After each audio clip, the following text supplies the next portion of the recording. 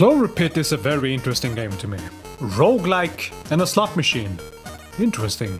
They do just about everything you can with this premise, and I think it's a pretty damn good game. And it's not expensive either, only like 10 euros. And I find it to be highly replayable. You can almost always do at least 1 or 2 runs of it. So this and Silksong basically told the entire game industry to go fuck itself. So how the fuck do you play it? Well, you have this here slot machine. You are allowed to use it 3 times per deadline. After the deadline, you need to have a set amount of coins. And you get the coins from playing at the slot machine, of course. You can manipulate your odds and do other bunch of crazy shit by buying lucky charms at the store. And at the beginning of every deadline, except the first one, you get a phone call which can give you a permanent buff, like lowering the odds for getting a certain symbol, decreasing the multiplier for a certain pattern, etc. And the more you play the game, the more lucky charms you unlock, which enables all sorts of crazy combinations. I know it doesn't sound that good on paper, but I find it to be very interesting.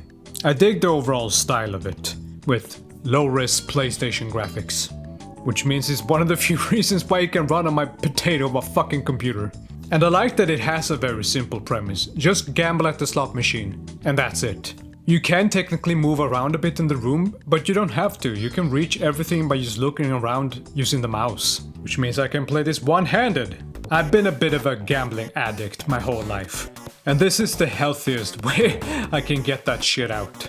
So here's a super fun, replayable game, super cheap, no microtransactions, just buy lucky charms, figure out best combinations, or try different things each time, and pray to RNGesus. To me, that's more than all I need. I know that the game technically has a plot, like why are you locked in this here room, like what the hell is going on? But I don't really care all that much. It is a gameplay first kind of game for me.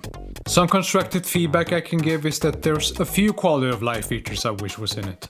For example, when you need to pay back your coinage for the deadline, you have to keep pressing this goddamn button over and over again to keep manually inserting the coins. I would have implemented 2 buttons. One to insert a few coins and another button to insert almost all the coins necessary.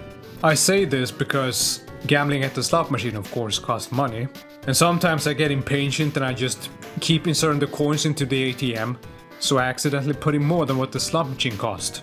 Now you can always gamble a bit, but you'll get decreased spins. And that's also a very interesting idea.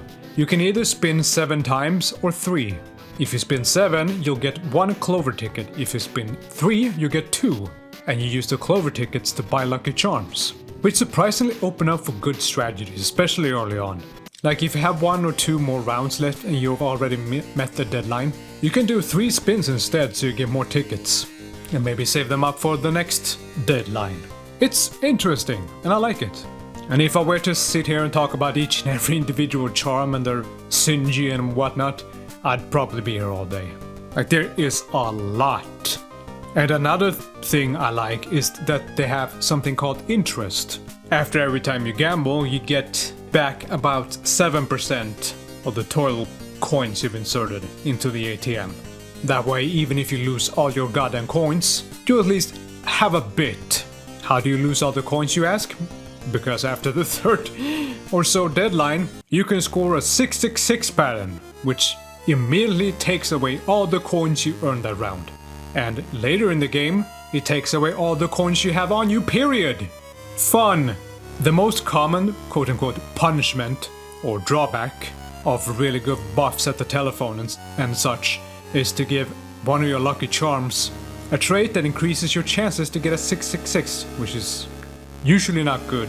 For me, it happened way more than I like, even when it was just a standard chance.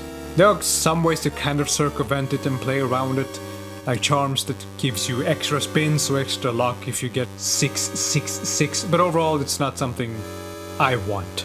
There's also the whole strategy, do you want something safer bet, like the lower valued symbols that appear more often, or maybe go for a big gamble with the more expensive ones? Go big or go home, classic stuff. It helps the game feel refreshing and not always mindless, like you can't always go for the things you want. You are unfortunately a slave to the RNG. But finding different ways and different playstyle for every run is interesting. Not to mention challenging. Like, what can I make use of this?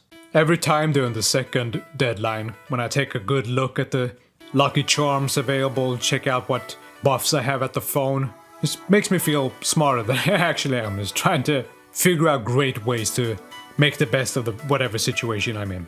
It's so fun.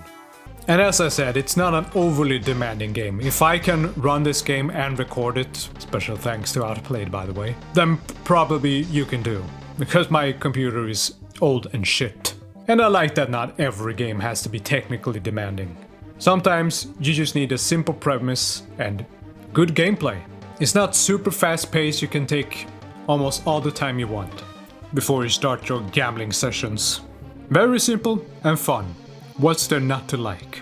And if you want to help me actually be able to afford a decent computer, then please feel free to support me on Patreon or through YouTube membership.